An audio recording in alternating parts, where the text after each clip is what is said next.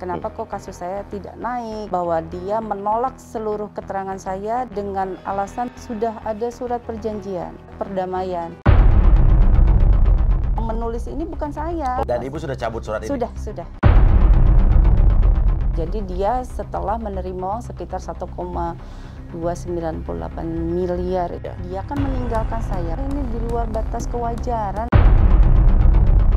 Katanya si napi koruptor, si napi penyuap ditujukan kepada saya. Saya yang rugi, kok dia menyerang saya. Udah saya laporkan. Sangat sakit buat saya tuh, ada ke orang yang kayak gini gitu ya. Jadi suatu saat dia akan merasakan seperti rasa sakit kami lah. Di antara rasa capek saya, rasa sedih saya, kapan sih dia masuk penjara? Saya akan sangat bersuka cita sampai masuk penjara. Ini membalas semua rasa sakit hati saya. 3, 2, 1, close the hordeng. Yes, kembali lagi bersama saya Surya Utama, aka Uya Kuya. Surya Utama SIP di Lembaga Bantuan Uya atau LBU. Kali ini kita bersama dengan Ibu Evi Susanti. Ibu Evi Susanti, kita sudah sama-sama tahu dari tahun lalu kita sering ketemu, bahas soal Rasman Arief Nasution. Nah, Rasman Arief Nasution sekarang sudah menjadi tersangka di kasus UU ITE, Bu ya? Iya. Hotman Paris ya? Ya. Nah, laporan-laporan ada lagi yang lain. Ada Samsul Caniago yang melaporkan dugaan ijazah palsu. Iya. Kalau Ibu penipuan dan atau penggelapan. Nah, sebetulnya gimana Bu perkembangannya? Sampai sekarang belum jadi tersangka di kasus pelaporan Bu Evi karena apa, Bu? Iya, jadi maksudnya berarti kita tuh udah hampir setahun ya? Udah mau ulang tahun, udah ulang tahun nih. Udah ulang tahun. Belum kelar-kelar. Ya. Jadi kan ini belum kelar itu gini Mas, dari Polda terus diambil ke Mabes Polri.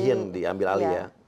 Jadi saya baru dapat kabar dari Mabes Polri bahwa kenapa kok kasus saya tidak naik gitu kan. Ternyata Rasman itu sudah dipanggil, diperiksa, dimintai keterangan. Ternyata dia dari sekian banyak BAP saya ditanyakan kepada yang bersangkutan bahwa kembali lagi bahwa dia menolak seluruh keterangan saya dengan alasan bahwa sudah ada surat perjanjian, sudah ada surat perdamaian. Saya sempat berpikir bahwa apakah benar saya menandatangani surat perdamaian tersebut gitu kan. Kemudian saya meminta surat yang disebut adalah surat perjanjian atau surat perdamaian. Kemudian saya baca kembali gitu ya Mas ya, karena terus terang bahwa yang menulis ini bukan saya. Oh, siapa yang nulis surat perjanjian itu? Yang nulis ini kalau tidak salah, kalau tidak Rasman atau Ade istrinya. Istrinya. Yang istrinya Rasman. Oke, bukan yang pegawai negeri bukan ya? Bukan. Oke. Ya, Bu Ade, karena waktu itu yang ketemu saya ya Bu Ade itu ya. Oke, yang sering sama Rasman kan? Iya. Oke.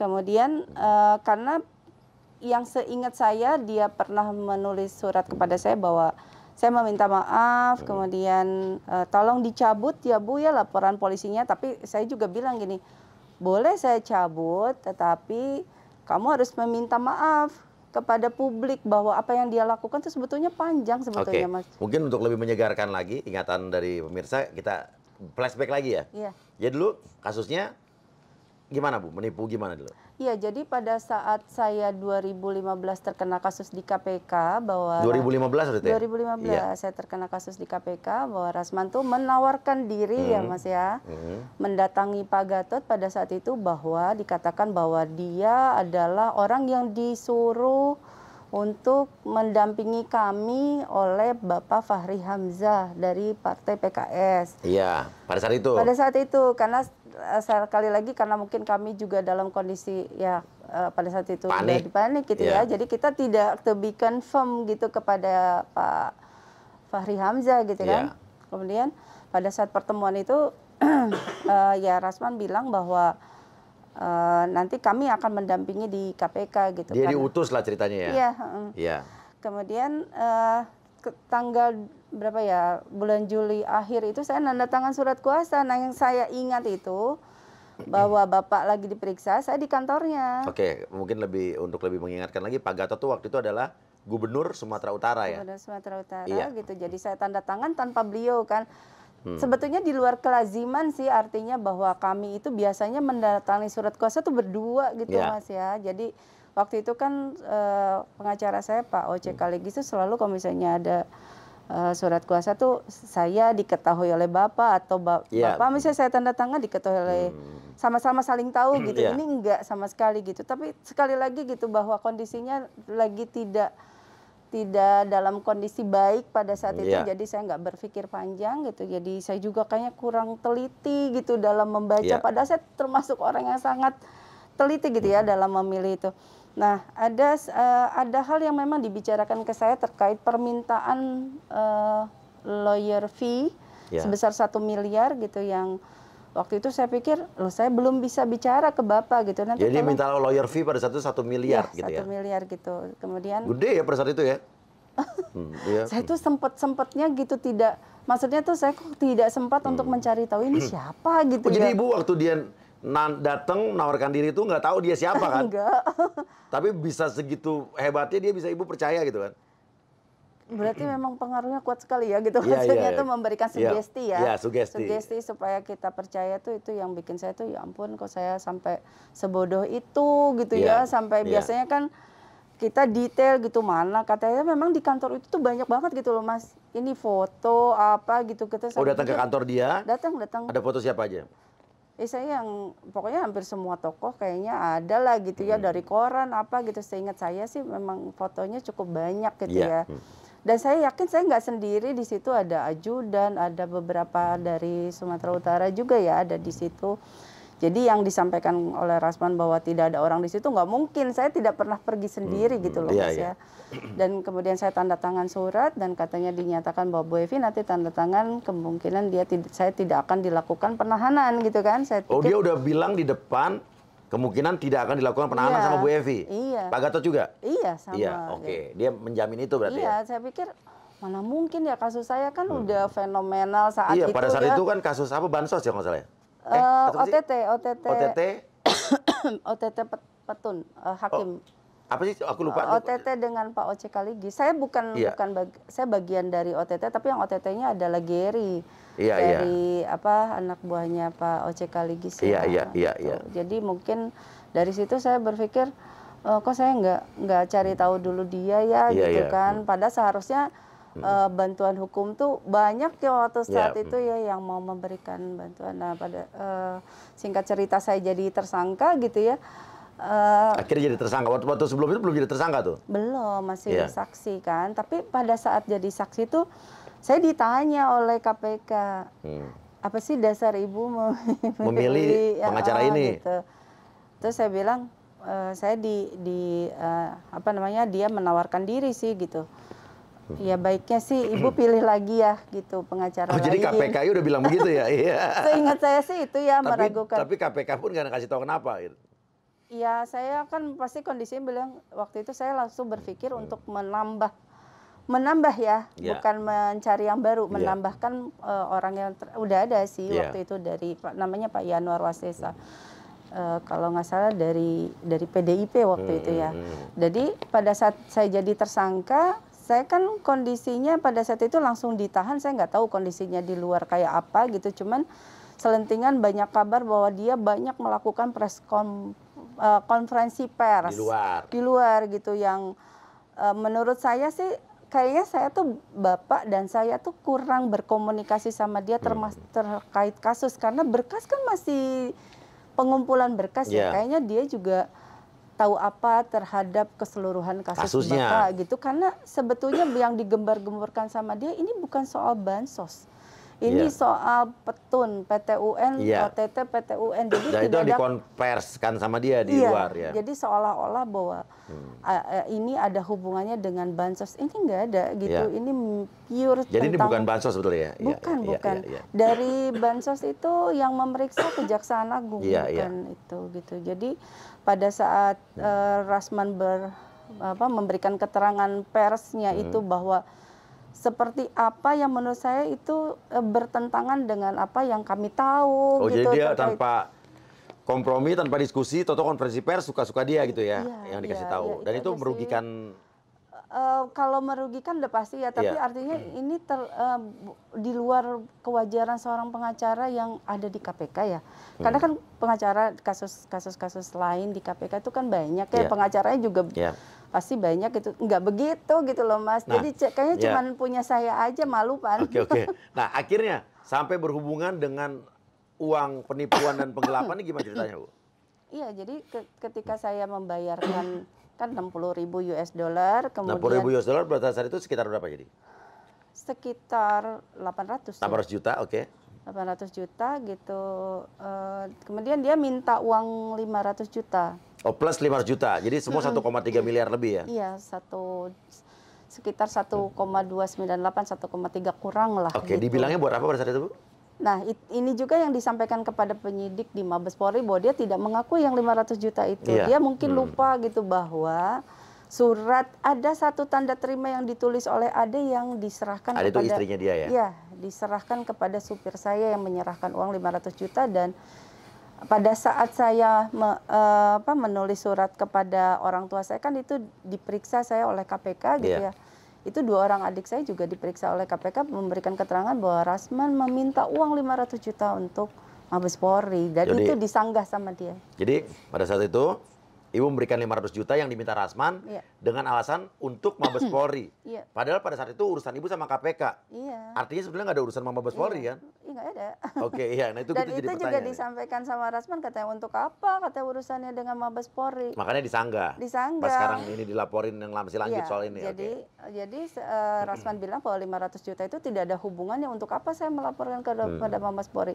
Nggak apa-apa itu dia sanggah, tapi ada beberapa keterangan yang menurut saya dia tidak akan mungkin menyanggah itu karena tanda tangan Ade jelas tertera di situ. Iya. 500 juta untuk Mabes Polri gitu. Ada tanda tangan Ade? Ada.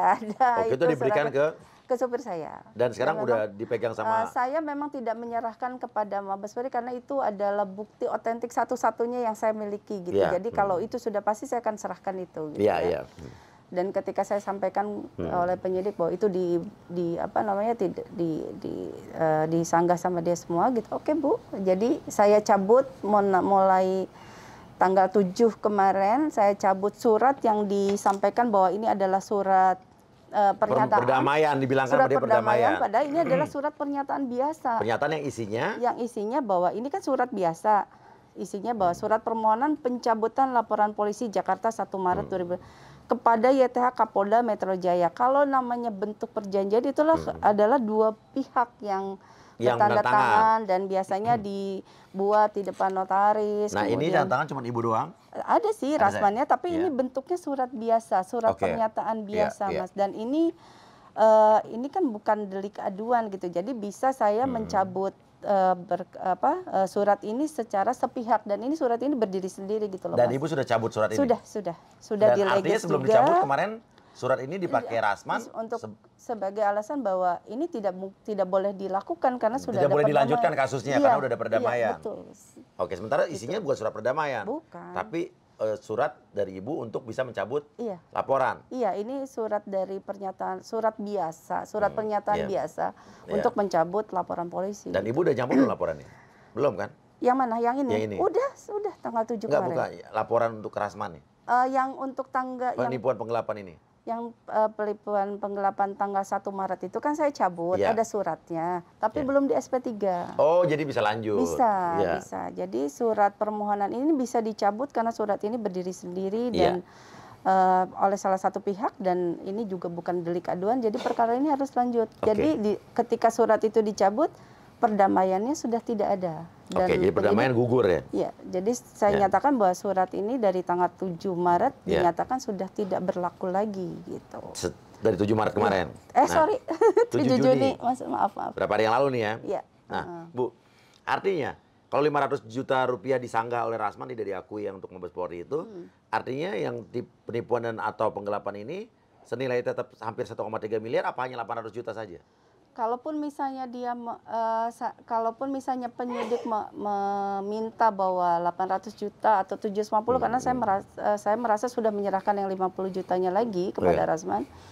Ya saya sudah menyiapkan itu untuk dijadikan barang bukti.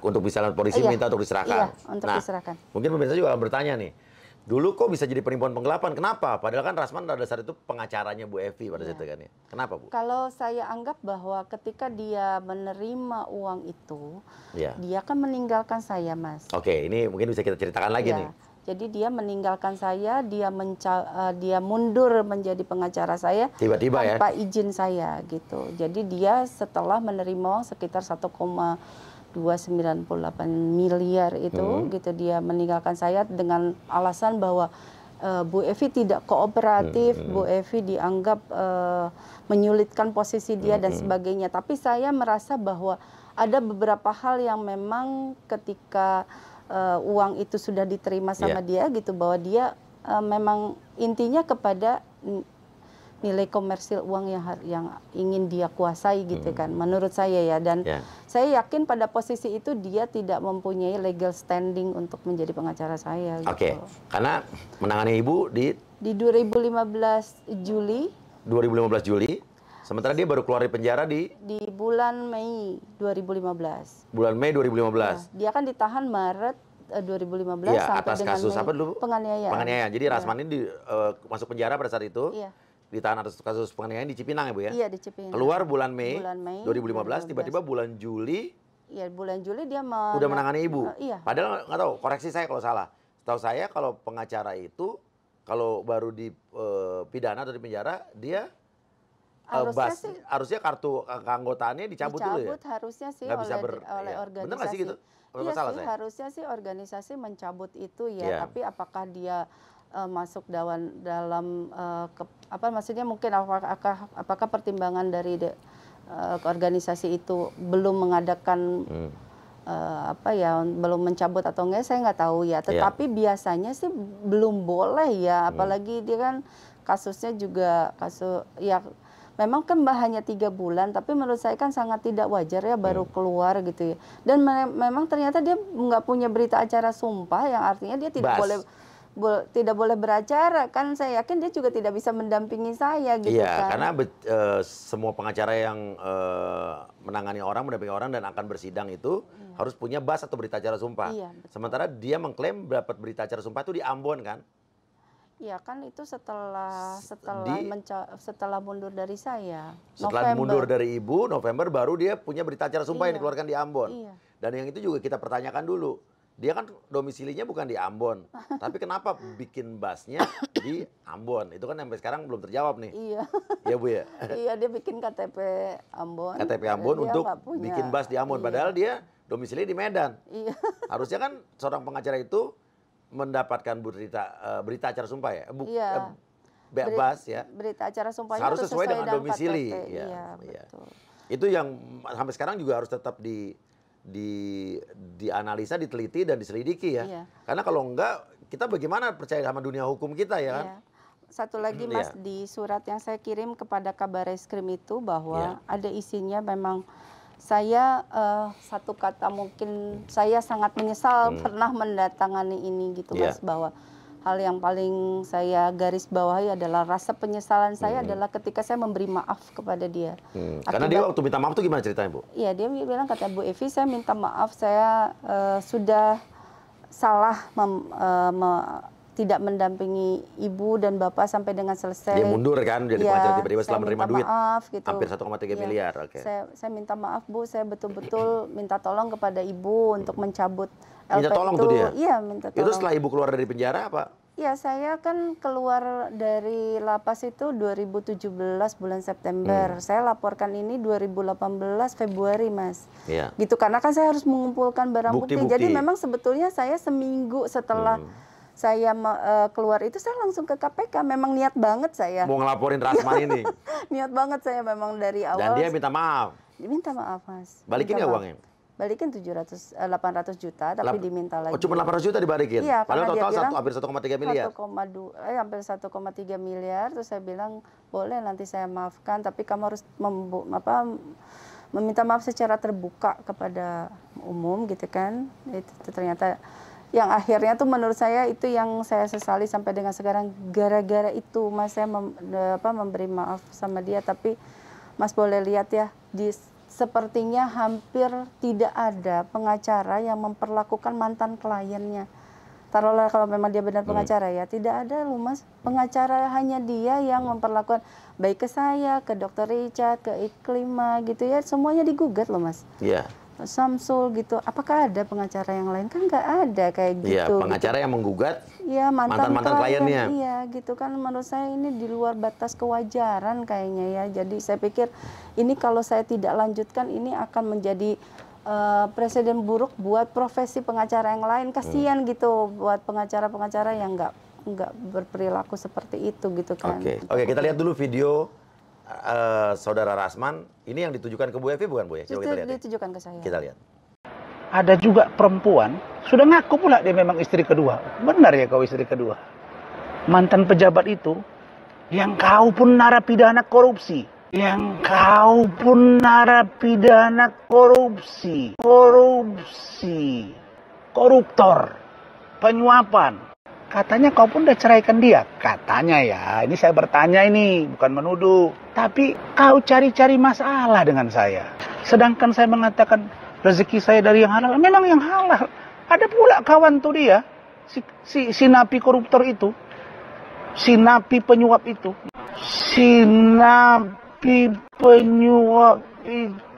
sudah terbukti di pengadilan. Bilang-bilang kebun saya palsu. Ya Allah, datang kau ke sana. Kau lihat rumah di situ. Berapa biji itu ngurusi kebun saya. Gimana tuh Bu? Ya bayangkan ya Mas ya, dia sebutkan saya secara vulgar ya, istri kedua. Disebut lagi di situnya katanya napi koruptor, napi penyuap. Loh, saya ini bebas juga 2017 dan saya sudah punya SKCK Mas.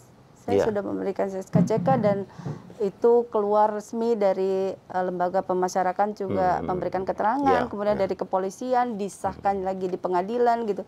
Disebutkan di situ kata Rasman, ini kan kayaknya keluar dari kode etik gitu loh Mas. Menurut Ibu pantas nggak gitu dibilang? Oh iya, dia ngomong begitu dia. Yang dua itu yang dia ngomong katanya napi koruptor, napi itu udah saya laporkan Mas ke Undang-Undang ITE karena itu masuk. Oh apa Bu? Nah biar kita tahu nih, kita tahu nih. Apa dasarnya dilaporkan ya, Undang-Undang ITE? Di situ kan disebutkan di video yang dia upload itu bahwa disebutkan katanya si napi koruptor, si napi penyuap gitu secara vulgar dan jelas dan memang dia tidak menyebutkan nama tapi secara spesifik orang mengetahui ditujukan kepada saya karena itu dilakukan berulang-ulang dan setelah saya bicara kepada pengacara saya dan pengacara saya sedang melaporkan LPI dugaan di video tersebut gitu tadi diberitahu bahwa unsurnya terpenuhi semua insya Allah gitu karena kan memang undang-undang ITE cukup spesifik untuk menerapkan terhadap kata-kata yang mengandung ujaran kebencian gitu Mas gitu jadi menurut saya sih ini saya akan tuntaskan kasus ini sih Mas supaya yang lain juga banyak banget yang kecewa kenapa sih sampai selama ini gitu polisi nunggu apa gitu ini kan. Udah setahun nih. Iya gitu kan. Kita udah ulang tahun nih. Polisi nunggu apa gitu sementara kayak Bang Samsul gitu ya yang lain-lainnya juga bukan kita nggak berjuang ya Mas ya. Capek sih capek gitu ya apalagi lihat kelakuannya gitu ya Mas yang luar biasa menurut saya itu arogannya Masya Allah gitu yang menurut saya ini saya harus tuntaskan sampai dengan selesai. Alhamdulillah saya juga dibantu oleh saksi maksudnya ahli hukum pidana yang sangat menguasai kasus ini gitu ya. Mudah-mudahan beliau juga cukup fokus dengan saya sampai dengan nanti. Ini kan pasti nggak boleh ditolak Mas suratnya dan tidak boleh juga penyidik menunda ini gitu karena udah dibatalkan sama Ibu ya. Iya sudah dibatalkan dan itu sah ya. Iya sah dan nggak ada yang harus ditunggu lagi. Karena saya siap mengembalikan, kemudian uang bukti yang dibalikan sama Rasman juga. Iya, saya siapkan. Oke, gitu. Dulu kan dia balikin 800 juta. Kan Ibu tadi bilang nggak apa-apa, nanti saya kembalikan 800 juta di posisi 800 juta seperti semula gitu. Kenapa dulu nggak dia balikin 1,3 miliar? Kan nggak punya, katanya baru jual juga asetnya hanya dapat segitu. Jadi dia bilangnya gimana waktu dulu balikin minta maaf? Saya baru jual baru jual barang-barangnya dia, katanya kalau nggak salah itu sekitar 800 juta. Mohon Ibu bisa membantu untuk mencabut LP-nya gitu. Itu ya. Dan Ibu sempat balikin 50 juta buat apa itu? Adik sih mintanya buat. Adik itu istrinya Rasman ya? Katanya iya Mas, kita mintanya untuk asuransi kalau nggak salah gitu. Oke. Ibu lelah, Bu? Capek, Mas. Capek? Kelihatan ya. Capek, lelah setahun, Ibu. Lelah kenapa, Bu? Capek, Mas, karena ini kan menguras energi ya, emosi juga gitu kan. Ya buat saya sih gila ya gitu, saya yang rugi gitu. Kok dia menyerang saya gitu kan, buat saya tuh kok saya bisa ketemu sama orang ini ya gitu. Buat saya tuh itu yang apa, buat saya mimpi banget ya, Mas. Yakin nggak dia bakal bisa masuk, Bu? Harus, Mas, harus masuk. Ini kan unsurnya terpenuhi. Masuk penjara berarti? Iya, masuk penjara, terpenuhi 372. Yakin nggak? Harus yakin. Kalau nggak yakin saya nggak akan ke sini. Ya sampai sebentar lagi kayaknya, Mas. Selelah itu, Bu? Selelah itu. Iya. Nggak apa-apa kan Iya, kalau iya, nggak iya, kalau iya, nggak iya, gini iya, nggak iya, kenal iya, sama iya. Mas Uya. Iyalah benar. Kita jadi ada menambah teman, saudara, silaturahmi kan ya. Iya, Mas, sampai saya juga sakit gitu ya, sampai kemarin yang terakhir yang sangat sakit buat saya tuh, ada kok orang ya kayak gini gitu ya, maksudnya tipikal seperti ini tuh sampai menurut saya bukan lagi public enemy, ini luar biasa gitu. Iya. Jadi mungkin suatu saat dia akan merasakan seperti rasa sakit kami lah gitu, Mas Uya. Apalagi kan Mas Uya sekarang lagi fokus ke kasus-kasus lain, mudah-mudahan ini juga nggak terlupakan gitu naik, kan. 2 hari lagi naik lah ya. Iya, Mas Uya, saya juga hal yang sangat saya tunggu gitu di antara rasa capek saya gitu, rasa sedih saya adalah kapan sih dia masuk penjara gitu. Itu yang untuk kedua kali berarti ya? Iya, untuk kedua kali gitu. Dan saya, kalaupun saya boleh gitu kan, kita nggak boleh ya senang dengan penderitaan orang, tapi saya akan sangat bersuka cita dengan apabila dia sampai masuk penjara gitu, karena ini membalas semua rasa sakit hati saya, rasa sakit banget, Mas. Aduh, benar-benar gitu. Karena kan ini saya berjuang, dia lebih tahu dari saya gitu ya, sampai kadang-kadang saya mikir nih orang terbuat dari apa sih gitu. Tapi kasus Bang Hotman kan dia udah tersangka nih. Tapi kenapa belum bisa masuk penjara? Apa karena? Ya karena hukumannya di bawah 5 tahun. Di bawah 4 tahun gitu. Jadi mungkin belum bisa. Mudah-mudahan kalau yang 378, 372 ya insya Allah bisa langsung masuk kalau ini. Hukumannya berapa minimal? Ya di atas 5 tahun lah, Mas. Oke. Kalau kasus Bang Samsul yang laporin yang Rasman atas apa? Dugaan ijazah palsu. Ya gimana tuh perkembangannya? Sepertinya sekarang sudah seksi ahli udah diperiksa sebetulnya. Saya juga sering berbicara dengan kanitnya. Mudah-mudahan kan mereka masih concern lah dengan. Saya bilang yang kurang yang apa gitu, karena kan masih bicara tentang ini buktinya kan kalau misalnya dia pengacara yang benar akan kayak gitu kan. Ini juga kan harusnya jadi catatan, masa iya sih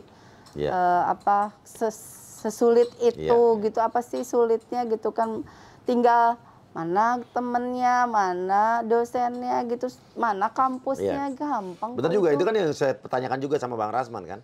Kalau memang dia benar-benar berkuliah di, sampai lupa di mana, Ibnu Khaldun. Ya, Ibnu Khaldun yang di Buaran waktu itu katanya. Ya, mana teman kampusnya, siapa dosennya, siapa dosen penguji waktu skripsi, terus ada nggak foto waktu wisuda, teman-teman kampusnya nongol siapa yang mengakui dia, benar semudah itu sebenarnya sih. Iya kan? Jadi kita tidak usah berdebat panjang-panjang lebar lagi kan. Karena kita cek di Dikti berapa kali kan nggak ada. Ya kan? Namanya nggak ada, kampusnya juga pada saat itu tidak ada ya kan. Yang diakui kan kampus yang di Pemuda ya. Yang di Jalan Rawamangun. Rawamangun ya. Jadi seharusnya kalau 378, 372-nya ketika terbukti dia menggunakan ijazah palsu, semua orang yang sudah memberikan uang kepada Rasman bisa melaporkan dia yang di 378 karena terbukti dia menggunakan ya maksudnya dengan kata lain bahwa dia mengaku sebagai pengacara dan menerima itu bukti penggelapan penipuan di situ. Ya, tapi di luar kasus ini memang kalau kita bicara secara umum, saya juga emang cita-cita saya adalah pengen bagaimana dunia pendidikan di Indonesia lebih baik lagi. Jadi semua orang yang memakai ijazah palsu harus benar-benar dibasmi. Kita bicara umum ya Bu ya. Semua orang yang membeli ijazah juga harus dibasmi. Apalagi orang-orang yang memakai ijazah tersebut untuk pekerjaan sebagai profesi-profesi yang memiliki kode etik. Kan bahaya. Iya. Berhubungan dengan orang banyak. Iya. Apalagi hukum. Dokter lah. Dokter, pengacara, kalau sampai ijazahnya palsu atau beli, mau diapain? Nah ini adalah tugas dari bukan hanya kementerian yang bersangkutan, tapi juga penegak hukum dan juga DPR, komisi-komisi yang berhubungan dengan pendidikan, ya kan, dan lain sebagainya. Ini harus serius ini. Kalau nggak negara kita nggak akan maju-maju. Betul Mas, itu kalau kita nggak sering-sering aja kita ini kepada pemerintah ya untuk terus. Iyalah, kalau pemerintah ini masalahnya bukan masalah bisa apa nggak bisa, pemerintah mau apa enggak itu aja deh. Sesimpel itu kok. Kayaknya ini bukan masalah yang susah kok. Kayaknya masih banyak juga yang masih diperjualbelikan itu aja sih Mas. Iya, kalau jual beli jasa di Indonesia masih ada, masih orang bisa pakai jasa palsu. Negara kita sampai kapanpun tidak akan pernah maju dan akan makin terbelakang nantinya. Iya kan? Iya, betul. Bener Bu. Susah kita bersaing sama negara-negara maju. Iya kan? Iya kan kualitasnya bisa kelihatan kalau dia beli jasa kan kemampuan secara knowledge-nya juga kurang. Ini kita bicara kan? umum ya. Iya. Oke Bu, terakhir Bu. Waktu dulu, ini agak melenceng sedikit Bu. Sempat di dalam lapas berapa lama dulu? Di KPK itu saya ditahan Juli sampai dengan Februari. Di bawah tanah loh Mas. Tanpa matahari. Di bawah tanah? Tanpa matahari? Tanpa matahari. Jadi ruangannya sih memang seperti ruangan kos-kosan, ada AC. Oke. Enak kok KPK Bu ya? Tapi tetap aja tahanan gak ada yang enak ya? Dibilang enak sih ya enggak mungkin. Ya tahanan ya. Satu hal sih waktu pas saya ditahan di KPK. Bukan masalah ini ya Mas. Takut Mas. Takut? Takut Mas. Saya nggak pernah setakut itu ketika saya ditahan di KPK itu karena mungkin rasanya tuh anyep kali ya, dingin gitu ya, lembab gitu ya. Jadi ya itu serem Mas, serem banget.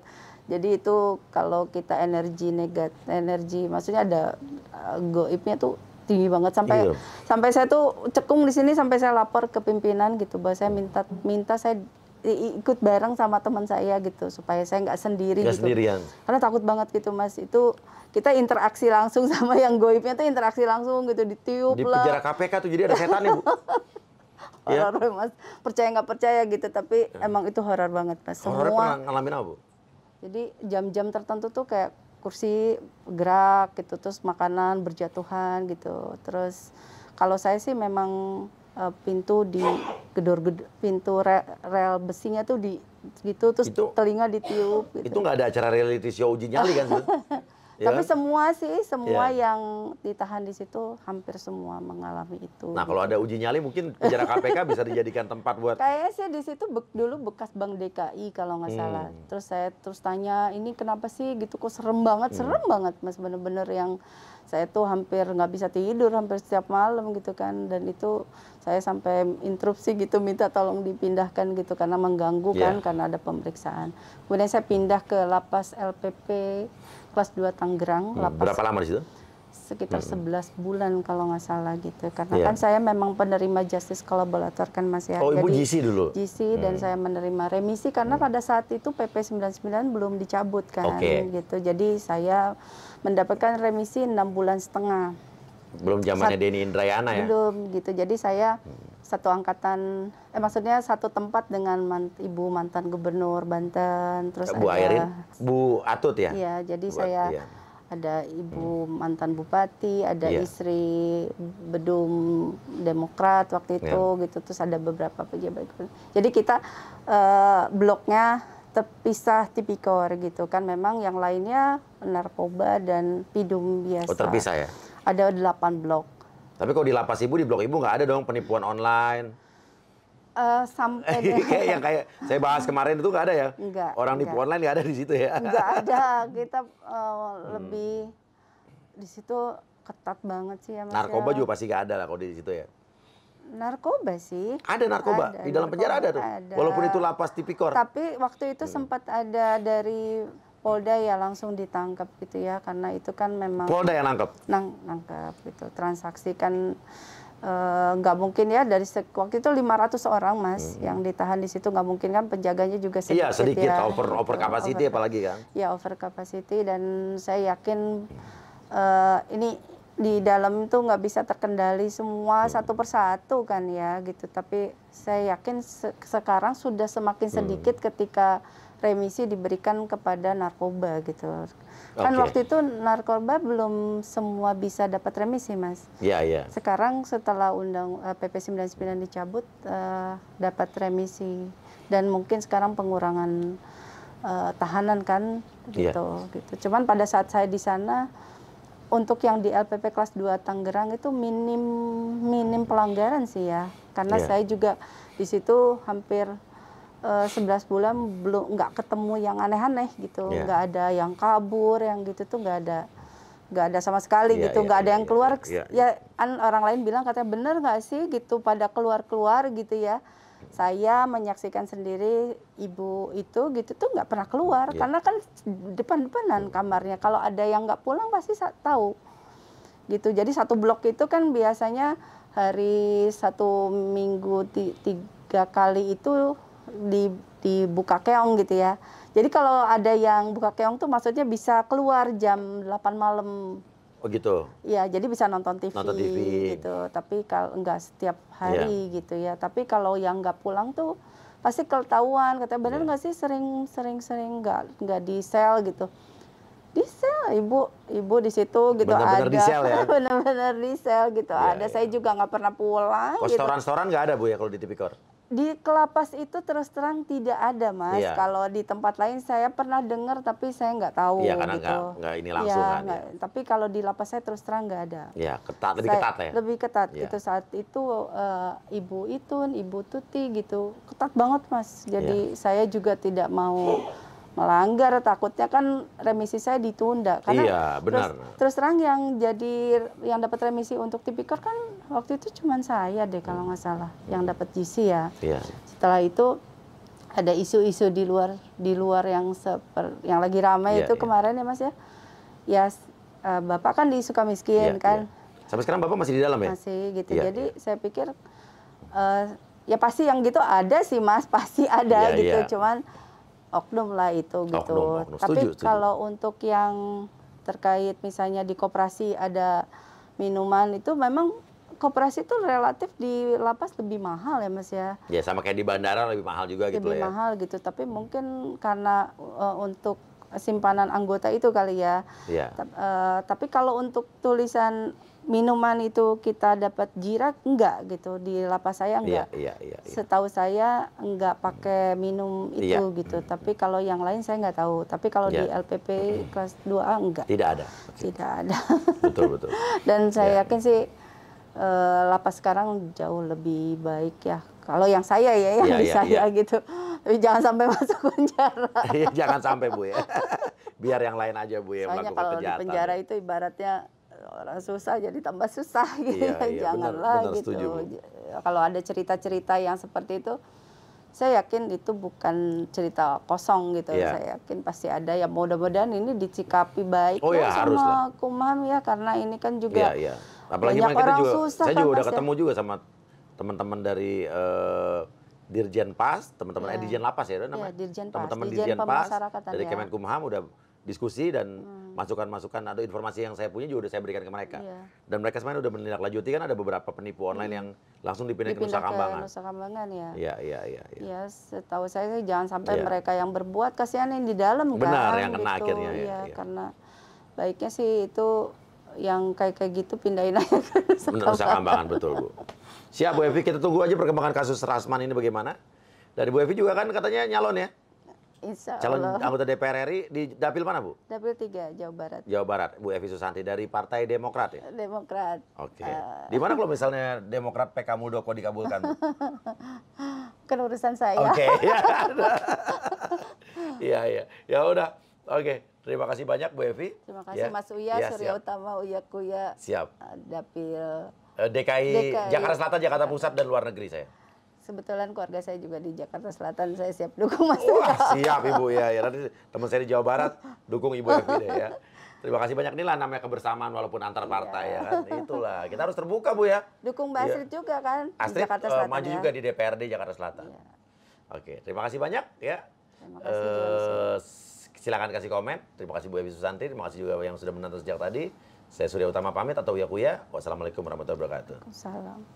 Lo banyak gaya, lo emang banyak gaya. Cuma bisa konferensi pers, mending lo ke laut aja. Gue nggak rugi, lo katain bukan artis. Duit lo juga pas-pasan, tapi so pengen jadi Hotman Paris.